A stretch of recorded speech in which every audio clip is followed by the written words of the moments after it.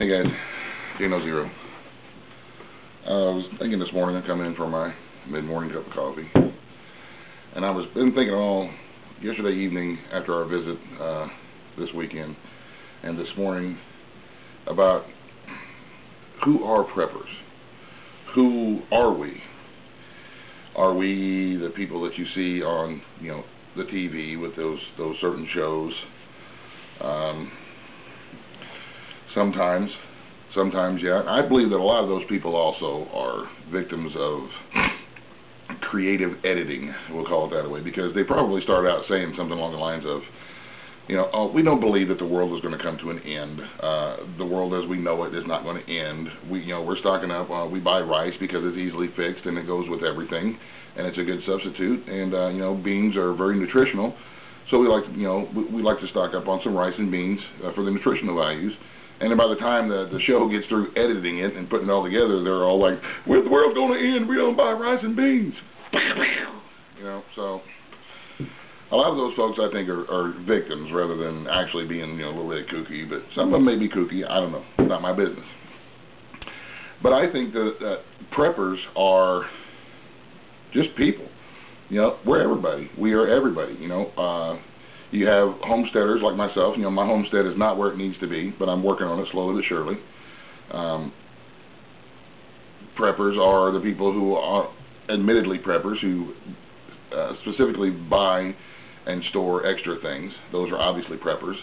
The old tough as nails bushcrafters guys, who take a rock and go out in the woods and eat nothing but dirt for 2 weeks. Those you better believe they're preppers. They're going to make it. So everybody is preppers, in my opinion. Even the person, if you see somebody in Walmart who says, "Oh, look, chicken's on sale. Well, I'm going to snatch a few. I'm going to grab some extra of that." That's a prepper. They may be only prepared for an extra 4 or 5 days, but they got 4 or 5 days worth of extra. So when people, that's why I don't like labeling people preppers, because in my opinion, preppers, we're just everyday everybody. Everybody. All the folks up and down the creek that I live on here, we would all be, by definition, preppers, because we all grow gardens. We have livestock.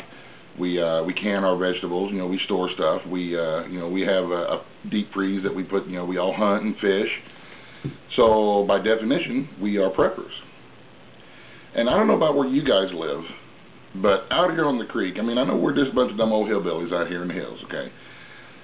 But all of us out here, we can feel it in our gut, man. Something ain't right. Something ain't right in the world, and we can't put our finger on it. We don't know exactly what's going on because, of course, the government treats us like mushrooms. They just, feed us a bunch of crap and keep us in the dark. But that's the reason why you see a lot of bigger gardens this year. I've noticed out here where I live, it's, people have put a little bit extra onto their garden. They're getting a few extra canning jars, because the old-timers around here seem to think that here sometime in the future it's going to be another Great Depression type scenario, where the electricity and gasoline and kerosene and fuel and foods and stuff like that, you can buy it. It will be available, but you may not have the money to afford it. So therefore, you're going to have to, fend for yourself a little bit until things kind of get squared back in and fall back into line. And I can't say that I disagree with them. The power going out, only if something comes from the sun. That's the only way I can see that they'd ever have the power go out. I don't disagree with them. I think that if something happens and then all of a sudden a lot more people lose their jobs, there's people losing their jobs all the time. They're saying, the unemployment numbers are getting better. Well, no, they're not. No, they're not. They only look better because all those people who now don't qualify for their benefits anymore aren't in the system, and they're not, they're not showing up anymore.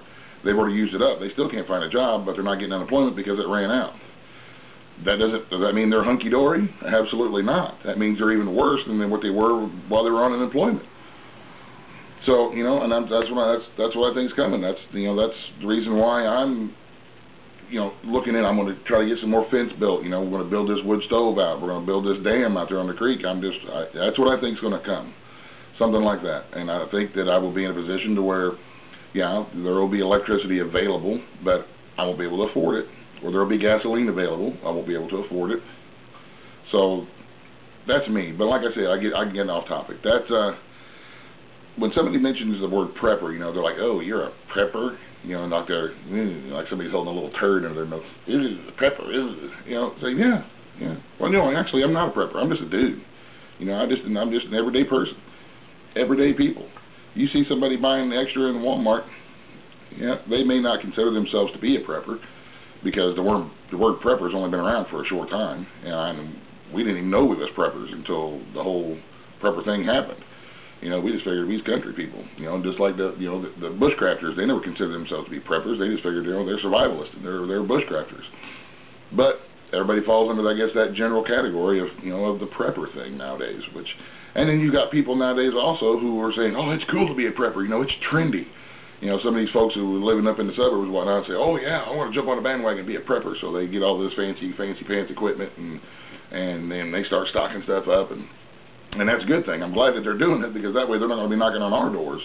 You know, so, you know, if somebody's making an effort, you know, try not to give them too much crap about it. No, don't say, well, you didn't have to go out and buy a $3 billion vacuum sealer, did you? That's this dang big.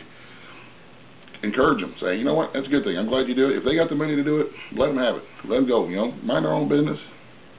Go off, be off and running, you know, seal everything you can. Grab your kids and throw them in a Mylar bag and see if you can't keep them from growing up too. You know, you never know. So, but there's a lot of people now who are starting to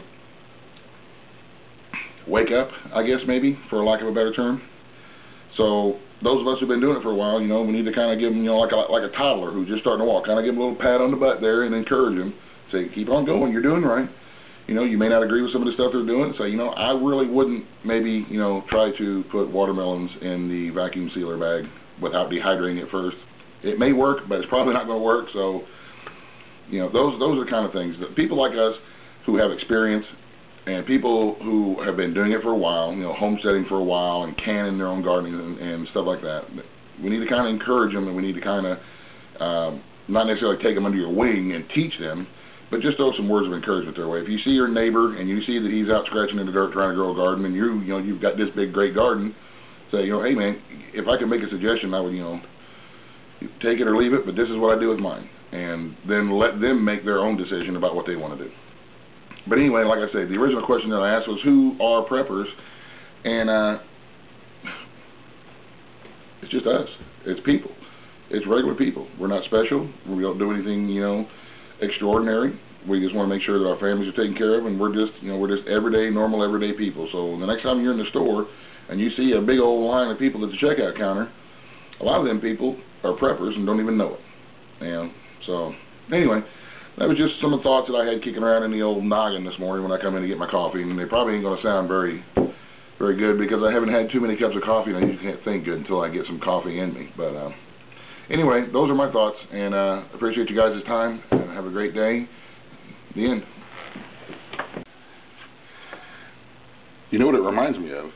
It reminds me of that old little Sesame Street bit that they used to have, you know, they're like, oh, the prepper is a person in your neighborhood, in your neighborhood.